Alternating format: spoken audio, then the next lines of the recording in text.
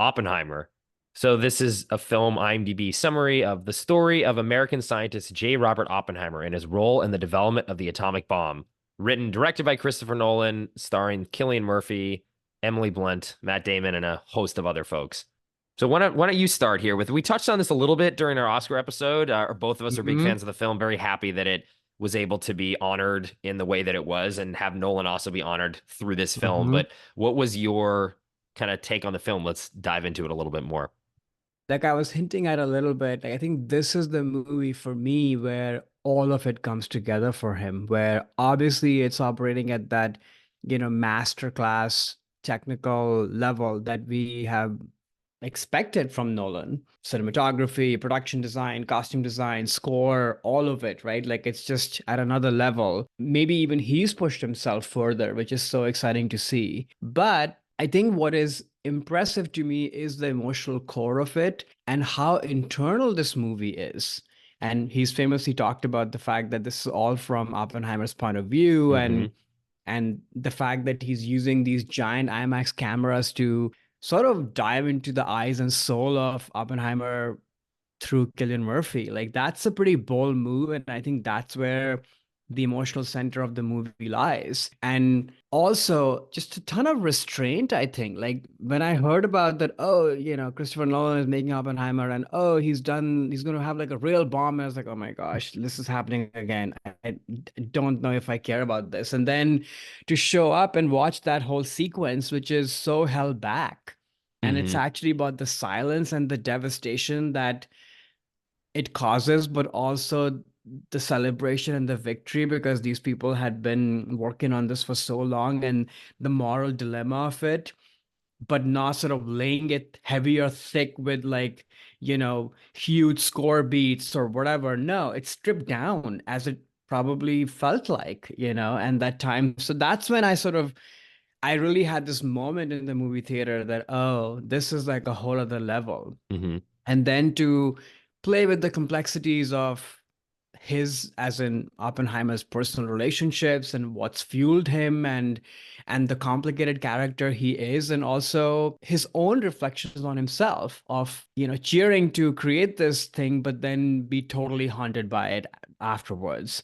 And once again the moral dilemma of that. And then Strauss, played by Robert Downey Jr., like that character and the moral dilemma and sort of the very human nature of jealousy and vindictiveness. Like, I don't think I've been able to pinpoint these many emotional beats in a Christopher Nolan movie before, which is amazing to see and at this grand scale. Hmm. And then the last thing I would say, then I want to hear your thoughts, is like, I think visualizing genius and visualizing the process of creating something and being inspired by something is so difficult to do because these are such kind of arcane things. Like we all feel those, but how do you put those on screen and you get the cinematic language of this movie right at the get-go Hmm. when Oppenheimer is looking at great art and listening to great music and things and these kind of fire shards that are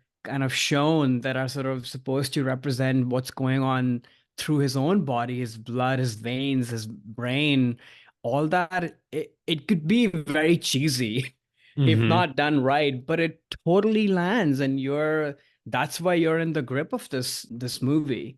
And then performance wise too, right? Like there've been very good performances in Nolan movies for sure, Hmm. but to me, for the most part, it's been a Nolan show, right? Like he's the star of the movie for the most part, and he's the star of this movie as well, no denying.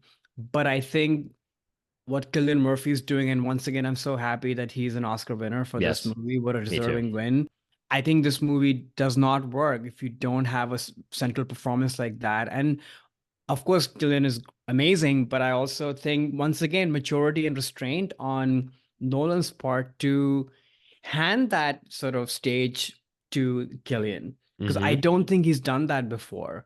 The theatrics and the technical craft, all of those, and Nolan, they've been, I think, on number one on the call sheet than the actors. And this is the first time I see that performance and writing and all of those things are at the same level as the rest of it all. And that's why the movie to me sort of is a culmination of his career, and it's at a different level, and a movie that has resonated with me of his more than any other. So yeah, that's my take.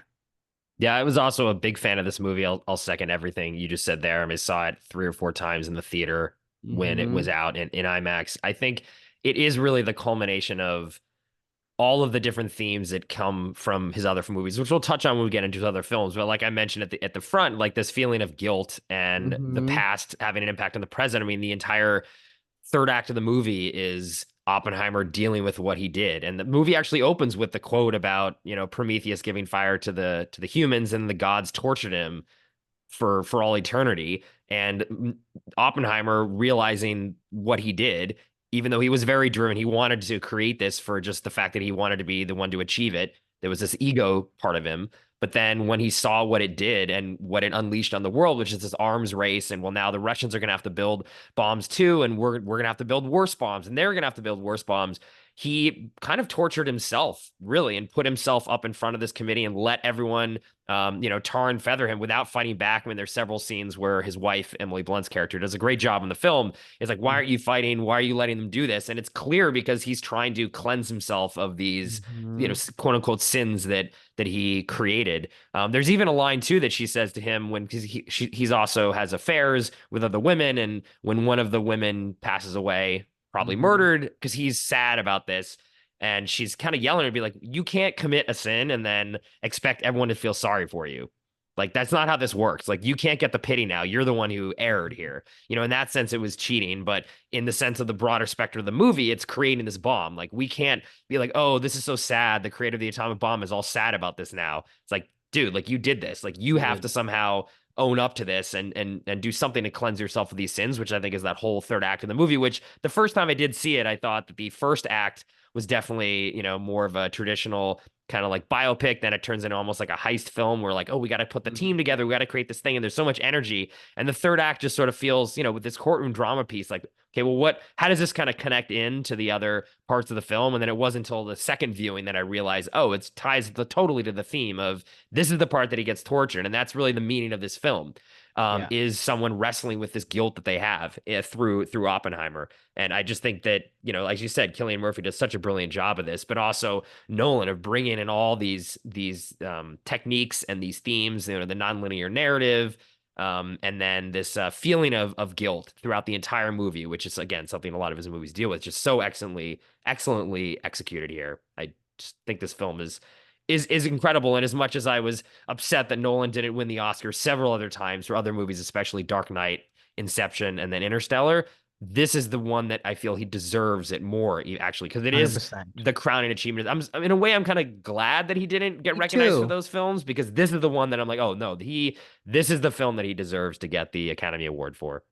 Yeah, I totally agree because it's a culmination, which is and again, right? Like he's already in that tier. He doesn't actually have to push himself to No. get to this. And that to me is so admirable that a person who's operating at that high level continues to push himself and get better. And it's kind of amazing and stays.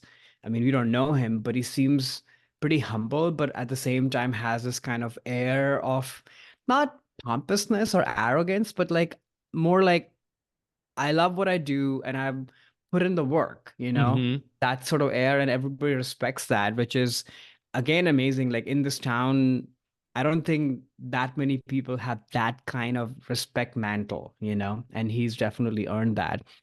The other thing I was thinking of while you were talking about the three movies, it's such an amazing like genre blending exercise as well, Yes. Oppenheimer, right? Like it's a traditional biopic in many ways, but it's also this sort of, war epic movie where you have like this giant sprawling cast of characters that show up. And what was the war movie we did? Longest Day? Yeah, The Longest Day, The right? Longest For a Day, war. right? Like Yeah. it sort Hmm. of has that kind of feeling where Matt Damon is basically, in a movie star part who Hmm. comes in and kind of charms his way through this movie amidst like a whole bunch of other great people. There's that happening. There's this very internal movie. There's this movie about sort of, the stakes of the world and the planet with everything that's happening between Einstein and Oppenheimer. There's also a family sort of relationship, loves drama sort of at play as well. There's this whole thing of sort of communism and how that is wrestling against sort of what he's pursuing. There's just, I think I said this in an Oscar episode probably, that this is quite the writing feat, I think, to sort of really blend in all these genres, and then not to mention the first person, and then Robert Downey Jr.'s Right, side. right, There's that happening too. Like, this movie should not work actually. It should be bloated and right. boring and Mm-hmm. overdone. But somehow it feels so light on his feet. That's the genius of this movie, and that's why it's a $1 billion grossing movie, Mm-hmm. is that you can come and enjoy it, but yet also emotionally and mentally engage with it. It's pretty amazing. Yeah, it moves. It never, at least Yeah, when, it I never mean, I saw it stalls. multiple times in the theaters, never felt like, oh my gosh, this is a 3 hour slog or anything. It's got that pace and it builds all to that moment of the atomic bomb at the end of Act Two. But there's still then that propulsion forward of like they've Mhm. seen Oppenheimer again get grilled by that hearing to take away his security clearance. It's so great. I just want to call out to the scene when he's in the gymnasium and delivering the speech to Uh, the people that worked on the bomb. So hey, we dropped into Japan. This is it's work. I think we ended the war, and that's when he first grapples with his guilt. I think is the best scene Nolan's ever done, honestly. Like where you have this the stomping of the crowd sort of getting excited to hear the speech that Oppenheimer's about to give, and that sound effect was used multiple other times in the movie to signify his guilt at various points of the film of like, and maybe his girlfriend getting killed, and various points that he feels like he might be pushing himself too far, and then finally you realize what that sound effect is the stomping feet, sort of like a Edgar Allan Poe telltale heart kind of thing, and just how he, in that one scene, you understand the impact that Oppenheimer feels about what his invention was without even showing the devastation of what it actually caused. But you feel the emotion of what he's feeling of like, oh my gosh, what did I just do?